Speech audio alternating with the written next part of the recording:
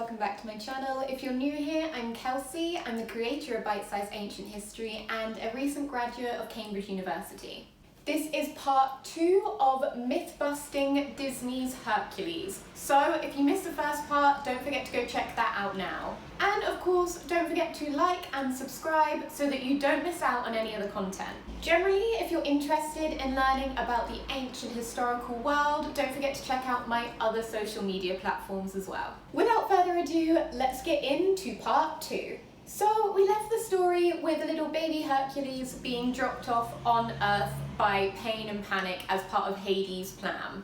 We then skip forward into the future where he's grown up a little bit. He's kind of like his teenage years. We see him and his adoptive father going to the marketplace with their donkey and Hercules kind of taking the little truck, what's it called, wagon, instead of the donkey itself. And once we get to the marketplace, we meet other boys kind of a similar age to Hercules. And what they're playing with is a discus. And they kind of play with it in the same way you would a frisbee. But I'm going to guess that we're going discus here because that obviously was invented in ancient Greece, while the frisbee was invented much later in the 20th century. So I'm guessing it's a reference to that. But how accurate is this reference? Unfortunately, it is just a fun kind of ancient Greek thing to include rather than anything that would be relevant or accurate for the myth of Hercules, because the discus was actually invented in around 700 BCE during the Olympics as part of their pentathlon. However, the myth of Hercules is set around 1300 BCE, so we're a good 600 years out, but at least it's ancient Greek. What about this concept of the marketplace being a gathering place to sell goods and socialise with fellow peers? This is pretty accurate as a concept, but their depiction of the marketplace is a little bit wrong. In the film, we see it being a kind of oval shape, whereas the marketplaces, or agora as they were called in ancient Greece, were much more likely to be rectangular. However, the columns around it are very accurate. What we would have is a thing called colonnades surrounding the agora. And within we have this area called a stoa. And this is the kind of walkway through the columns. So, pretty much there. I don't know why they decided to change the shape of it. I'm guessing that was just kind of a small lack of research, because I don't know if it really serves a function. As I said, this is kind of the teenage Hercules. Let's talk a little bit about his younger years and if they're that accurate to this film. We know that there's obviously already some major plot point issues, specifically the fact that Hades wasn't a bad guy and didn't attack Hercules. But let's see how accurate we are here. As I said in my last video, Hera was not a big fan of Hercules and often sent many things after him, including a poisonous snake which she left in the kind of crib of him and his twin brother. While the twin brother was quite scared of it, Hercules was absolutely fine and actually strangled the snake to death. The next account we have of his youth is that around the age of 8 years old, he actually kills his music teacher with a lyre. And because of this, he is sent away to the mountains to try and learn how to be a bit of a better person, which is a common theme. We also see this in the Iliad with Patroclus. Living with these herdsmen in the mountains, we know that he meets somebody called Chiron, and Chiron is actually the person who starts to train him. He is a very old and wise centaur who has trained many other heroes too. So in the film they kind of depict him as just being unpopular. That's not kind of what we see in the myth. There is a sense of turmoil, but that's about it. And then obviously Chiron we will get onto a little bit later when we talk about Danny DeVito's character, Philoctetes. In the film, Hercules is obviously down pretty bad and feeling really sorry for himself. His parents finally tell him about his true origins and that his parents are Zeus and Hera. We've already talked about how this isn't true. Zeus is his father, but Hera is not his mother. Besides the point. In distress, we have a very, very good song, by the way, and he makes his way over to the Temple of Zeus to talk to his father. And the temple is very accurate. If you look at the depiction, it seems like it's very much based on the Temple of Zeus at Olympia. Likewise, the temple is in this peripateral form. i.e. a temple surrounded by this colonnade on all four sides. So that depiction is very accurate, and the concept of there being a giant statue of Zeus is also very accurate. While it doesn't survive today, we have many historical accounts telling us about this ginormous statue of Zeus, estimated to be about 41 feet tall. Side interesting fact, it was also considered to be one of the ancient wonders of the world, but unfortunately, obviously, now lost to us. In this, he gets his pep talk from Zeus and he gets his Pegasus back. Very, very cute reunion. Zeus says that if he kind of fulfills this role as a hero, that he can finally join the gods in Olympus. So he goes after Philoctetes to be trained as a hero in order to do this. So, I mentioned briefly before, Chiron was his trainer. That doesn't mean that Philoctetes wasn't a real person. He actually was a very real figure that we see in Greek mythology. He was an ancient Greek hero famed for his ability with a bow and arrow, and he's actually in the Trojan War. We know mostly about him from Sophocles' play, Philoctetes.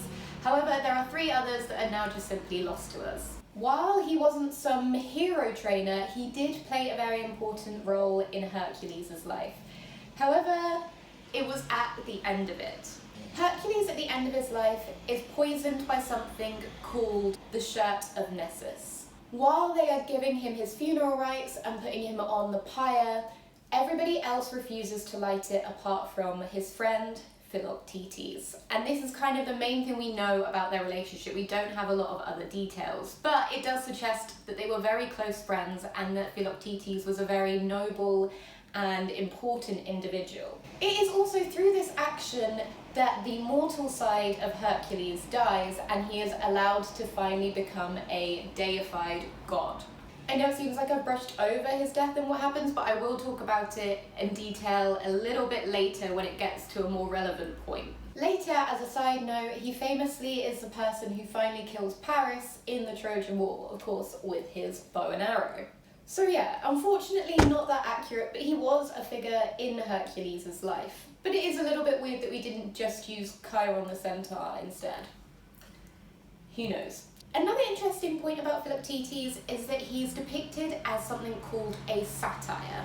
These are the chaotic, drunken followers of the god Dionysus. Interestingly enough, they kind of combine depictions and interpretations of him from the Greek and from the Roman period. So for example, we see him with these goat hooves, and that is something that we don't see until the later Roman periods. However, in the Greek periods, alongside being these chaotic, drunken species, they are also considered to be very wise, and if you could get them to teach you, it would be worthwhile. So they kind of pick up on that Greek aspect as well. Also important to note that obviously he wasn't a satyr, so again, I don't know what happened there. It would be very interesting to be in the room when they had this discussion to decide to have him as the trainer or even a character in the film. When we meet him in the film, he's also basically creeping on a group of nymphs. Nymphs weren't fully Greek goddesses, but they did have divine aspects. They didn't live forever, they lived longer than a normal mortal, and they did have some sort of power. They're usually also associated with a specific location and to have some protective qualities with this location. Most commonly, they are considered as a nature deity, and they can be broken down into a couple of different groups. We have the Melii, which are the ash tree nymphs. We have the Dryad, which are the oak tree nymphs. The Naiads, which are the freshwater nymphs. The Nereids, which are the sea nymphs. And the Oreads, which are the mountain nymphs. Once we get into Philoctetes' kind of like home or like cave, there's like a billion ancient Greek references, which are really cool little Easter eggs, albeit they don't make a lot of sense within the time period that we're in. So a lot of them will actually be referencing an event or a hero which is after Hercules. But it's just still a very cool Easter egg for myths and classics nerds like myself. In Philoctetes' cave, we hear about all of the different heroes that he has trained throughout the years. For example, we hear about Jason and the Argonauts, and this is a very real figure in Greek mythology. In the film, Hercules literally bumps his head on the mast of the ship called the Argo, hence his followers are called the Argonauts because they worked on the ship called the Argo. As a brief summary of this myth, there is a figure called Peleus who was very power hungry and wanted the throne of Thessaly. In order to achieve this and secure it, he wants to eliminate all potential competition that could have a genetic claim to the throne. Included in this group is a little baby Jason, who his mother, fearing this fact, hides him and then sends him away.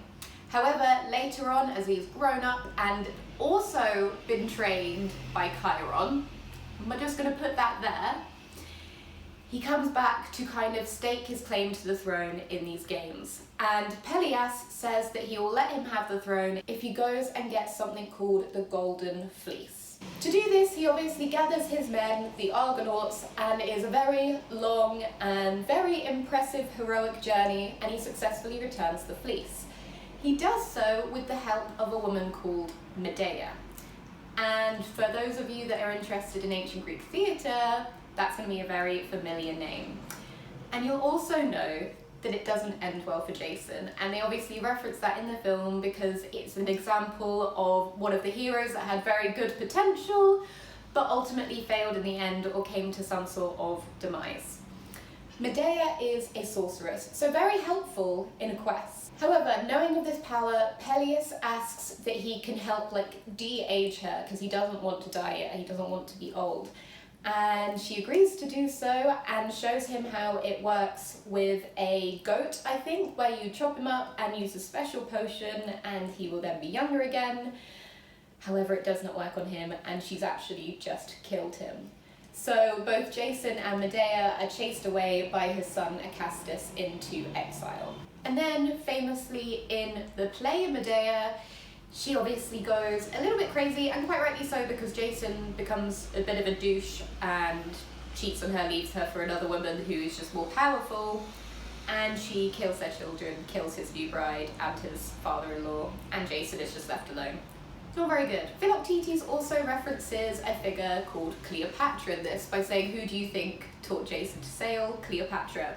There was obviously many Cleopatras, but I think most famously we obviously think of Cleopatra relating to Julius Caesar, the Roman Empire. So again, this is way in the future, but it makes sense because it's just a dumb reference. And famously not very good because we think of the downfall of Mark Antony and Cleopatra at the sea battle of Actium. So could be referencing that, I'm not sure, but if so, it makes sense and it's quite funny. He also mentions Odysseus as one of the men that he has trained. Again, was not trained by Philoctetes. However, he was another figure within the Trojan War. He's most known for his wisdom and then the narrative which follows the Trojan War called the Odyssey.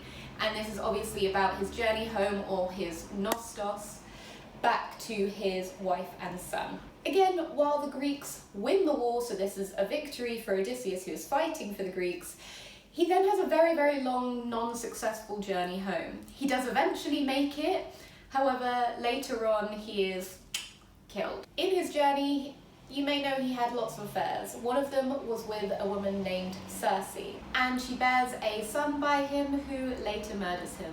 Probably pretty angry by the fact that his mother was just an affair who he abandoned. So yeah. Another hero he supposedly trained is Perseus, and he is most famous for the person who finally killed and beheaded Medusa. You'll see many statues depicting this. Finally, he mentions Theseus. His most famous exploit is probably when he finally kills the Minotaur of Crete. The Minotaur is this monster which lives in the middle of a maze on the island of Crete. And again, he was not trained by Philoctetes, but what are you gonna do? There's still lots of good Easter eggs in there for us. After some initial debate, he finally agrees to train Hercules because he sees potential in him. So we get this kind of almost like Rocky-esque montage of training. He then decides that he's going to prove himself by travelling to Thebes and helping out the population there, because there seems to be a lot of chaos happening all the time in Thebes, which is very accurate. A lot of dramas are set here. And it's accurate also in the fact that Hercules did spend a lot of his young adult to adult life in Thebes. And this is where he meets Meg, or Megara. So, Megara. In the film, Hercules saves her. She's not a damsel in distress, quote, from this centaur. However, so in the film we see this romance begin to blossom and his feelings towards her are very strong. In reality, Meg was not some sort of henchman for Hades. There's no connection there at all. She was a Theban princess, the daughter of a man named Creon. She is given in marriage by her father to Hercules as a kind of reward for the help that he'd already given them in Thebes, where he defeated a group called the Minions. They were generally a very happy couple and they had lots of children. However, Hero's back to ruin the day again. She's still not happy with Hercules. So she sends him into a fit of madness and he murders Meg. There's no happy ending for Meg and Hercules. He murders her. So yeah. Sorry for the fact that basically now everything in relation to Meg is going to be inaccurate. Also means that there was no sort of scene where he's saving her from this centaur. And this centaur though, however, is kind of important. It's not accurate, but kind of is in a weird way in its inaccuracy. So this is the centaur called Nessus, and this name may sound familiar to you as I mentioned it slightly earlier with the idea of the shirt of Nessus. Nessus is the centaur that basically inadvertently kills Hercules. So yeah, this battle went very differently in reality. Hercules wrestles and defeats a river god, and the prize for this is a woman called Deianira, and she becomes his wife. However, later on their travels as a new couple, they have to cross a river, and in this river is a mischievous centaur called Nessus, and he kidnaps his new wife. Quite rightly angry at this, Hercules shoots and kills the centaur. This bow and arrow kills him because it's dipped in the poisonous blood of a creature called the Hydra. Before he dies, he gifts his blood-soaked shirt to Deianira, and this is a kind of future act of revenge for his death, because this blood-soaked shirt will still have the poison from the arrow in it. And he tells her to give it to Hercules at some point because it will excite their love or romance. So later, when another woman enters Hercules' life and is a rival to her, she gives him this shirt and kills him. So yeah, slightly different encounter to what they show in the film. And I think that is all we're going to have time for today. So don't forget to like and subscribe so that I can catch you for part 3. See you next time. Bye!